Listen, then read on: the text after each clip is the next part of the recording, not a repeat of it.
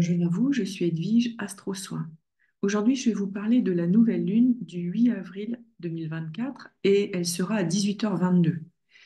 Donc, j'ai pris le thème chez Astrothème, pardon, et à 18h22, on se rend compte qu'ici, on a AC et le AC, c'est l'ascendant vierge. À 18h22, si un enfant naît à cette heure-là et à cette date-là, cet enfant va avoir un ascendant vierge. Mais là, ce que nous allons voir, c'est plutôt la Lune et le Soleil qui se rejoignent pour former une conjonction à l'intérieur du signe du Bélier. Et on se rend compte qu'à l'intérieur du signe du Bélier, il y a énormément de planètes. Alors, je vous ai indiqué, pour qu'il y ait vraiment une compréhension du symbole avec la planète. Donc, en rose, nous avons Vénus. Ensuite, nous avons le nœud nord, la Lune en jaune, le Soleil en orange, Chiron en gris, et puis nous avons Mercure aussi à l'intérieur du signe du Bélier, et on voit qu'il y a un petit R.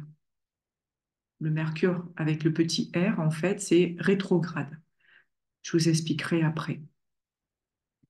Et enfin, je peux vous expliquer là maintenant, surtout le petit R rétrograde, ça va arriver le 2 avril. Donc c'est pour ça que j'aime bien faire la vidéo avant que la nouvelle lune arrive. Je pourrais le faire le 8 avril, mais j'aime bien le faire avant pour qu'on puisse ressentir, et notamment ce Mercure qui arrive aussi, enfin, il est toujours en bélier, mais il sera rétrograde le 2 avril.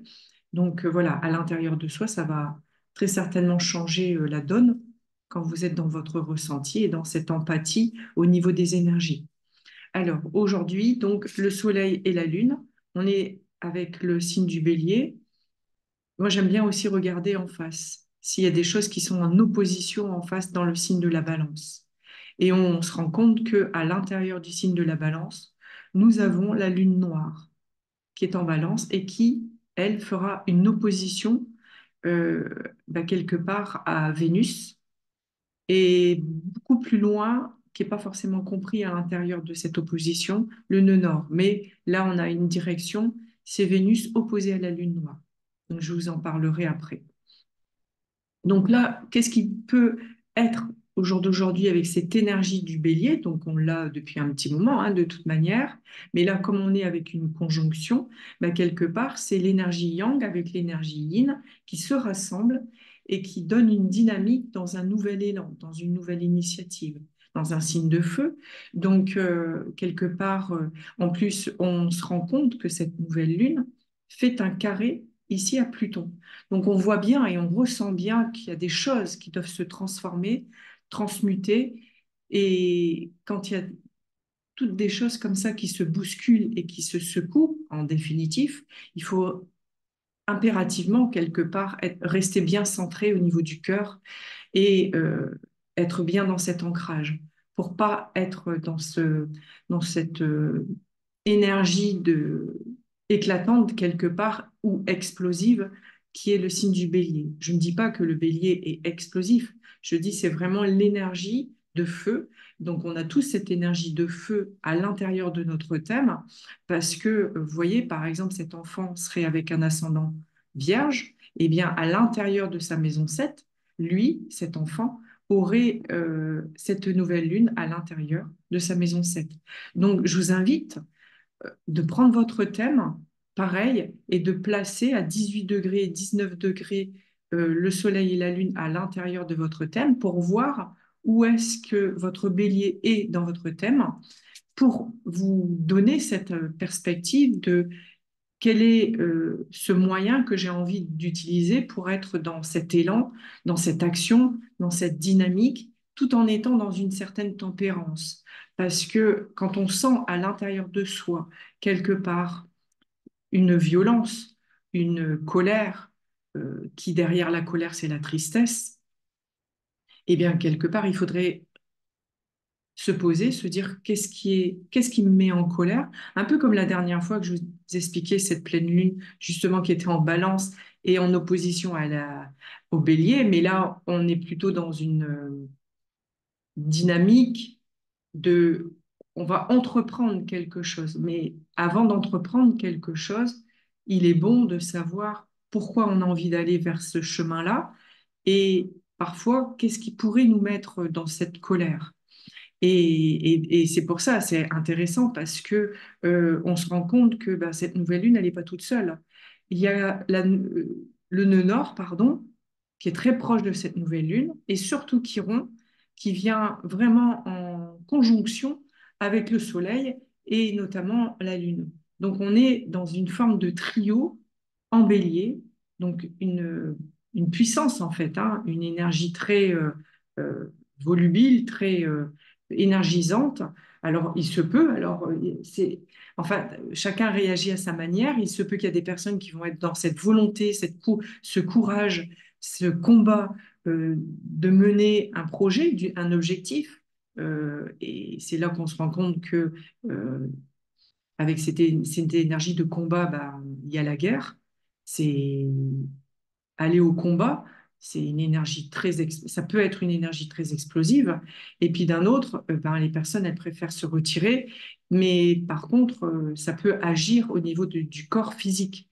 Et donc, à l'intérieur de ce corps physique, ben, je vous invite vraiment à écouter euh, quelles sont vos douleurs actuellement, qu'est-ce qui vient faire écho quand justement cette nouvelle lune va arriver. Pardon. Et donc, c'est là où c'est important de savoir qu'est-ce qu'il est bon en soi de sortir cette émotion. Quelle est réellement cette émotion, en fait? Parce que Chiron, c'est quoi? C'est le guide spirituel, mais c'est aussi les blessures. Alors oui, on parle souvent des blessures antérieures, des vies passées, mais quelles ont été vos blessures dans votre petite enfance, ou pas forcément en lien tout le temps à l'enfance, mais là, sur votre cheminement, sur votre chemin. Quelle est cette blessure qui vous empêche d'aller de l'avant? Et là, on nous demande d'aller de l'avant, de nous transformer totalement. La preuve, la voix, elle déraille. Donc, on est vraiment dans une émotion à laisser sortir, à se libérer de cette émotion, justement. Et pas loin, notamment, il y a Mercure. Et ça continue de perdre la voix. Excusez-moi.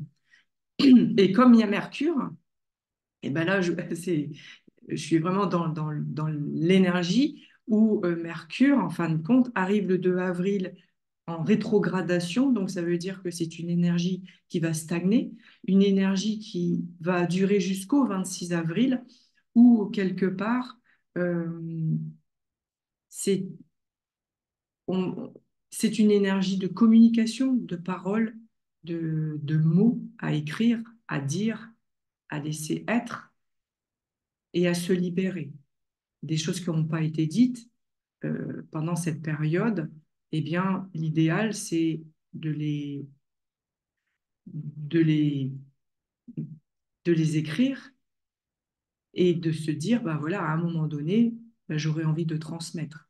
Parce qu'on est vraiment dans l'écriture avec Mercure. On peut être dans une conférence où on a envie de transmettre quelque chose, de dire quelque chose très important, parce que ça vient de vos entrailles. Donc voilà, il se peut que vous avez un projet actuellement, et surtout dans l'énergie du bélier, quelque part, il y a comme une effervescence en fait, hein. Et la preuve, si on parle juste au niveau, je fais une parenthèse, si on parle juste au niveau de la Terre, bah justement, bah la Terre se fissure, la Terre craque, il y a énormément de volcans qui sont en éruption. C'est très, c'est vrai que si on est vraiment dans cette énergie de que de feu quelque part, eh bien le feu jaillit, les flammes jaillissent et comme on dit, c'est tout feu tout flamme. Et c'est pour ça que je vais faire la pirouette avec Vénus ici, la planète de l'amour, la planète des sentiments. Euh, Aimer, être aimé, où vous en êtes par rapport à ça, sur ce chemin-là, dans l'amour par rapport à vous, par rapport aux autres. Et justement, Vénus fait une opposition actuellement avec la Lune noire. Donc on voit bien que cette Lune noire vient nous aider en balance à pacifier des choses, à libérer des choses par rapport à notre vécu, à notre manière d'aimer, d'être dans cette douceur Et comme c'est en bélier, bah, quelque part, les personnes qui sont seules peuvent rencontrer l'amour. On parle de foudre, on parle de coup de foudre, mais attention, entre guillemets, attention, hein, c'est plus un effet miroir où vous en êtes par rapport à vos sentiments et ne pas reproduire ce que vous avez peut-être fait auparavant, parce que la lune noire vient un peu comme un réajustement dans vos valeurs sentimentales. Elle vient vous aider dans quelque part, réparer, cicatriser toutes ces blessures par rapport au niveau affectif, hein, j'entends. Et si c'est en bélier, eh bien oui, ça a pu être un coup de foudre et ça a été éphémère. Et là, il se peut que vous allez retrouver un nouvel amour et là, ça sera justement à gérer cette émotion d'impulsivité par rapport à l'être aimé, donc bien gérer ça. Ou alors, de l'autre côté, c'est un peu tendu au niveau de votre couple et, et justement, je vous invite, si c'est trop tendu, parce que c'est vrai, hein, il y a quand même 6 planètes à l'intérieur du bélier, donc on voit bien que quelque part, euh, il y a ce sentiment où tout part un peu de droite, de gauche, dans la colère, dans la guerre, dans la violence, dans besoin d'être dans cette indépendance, voilà, il y a un sentiment de combat en fait, hein. Alors, est-ce qu'on va combattre par rapport à nous-mêmes ou alors sortir cette colère et l'exprimer à l'extérieur? Voilà. Mais quelque part, je dirais, si vous vous sentez trop en colère, eh bien, basculez de l'autre côté à l'intérieur de la balance, dans cette énergie, posée. Voilà. Ou alors dans un signe d'eau pour nettoyer ce feu intérieur, ce feu sacré. Et pourquoi feu sacré? Parce que je rebondis en même temps sur Saturne, Mars ici, qui est en poisson. Et on voit bien qu'il y a ce qui est instauré, en fin de compte, c'est comme une guerre des religions. Et la plus belle des choses serait, voilà, de prendre la terre dans vos mains et de fermer vos yeux et d'envoyer vraiment cette énergie de guérison, être totalement dans cette pacification. Alors, on est d'accord, on n'est pas dans le monde des bisounours, non, ni dans les oui-oui, hein, mais pourquoi pas? Pourquoi pas ensemble, tous ensemble, de poser vos mains sur votre propre terre intérieure, votre propre cœur intérieur, et de poser vos mains quelque part sur votre thème de naissance, en ayant écrit à l'intérieur de votre thème de naissance Vénus en bélier, le nœud nord, la lune, le soleil, Chiron et Mercure. Et vous allez poser vos mains au-dessus pour apaiser toutes ces tensions.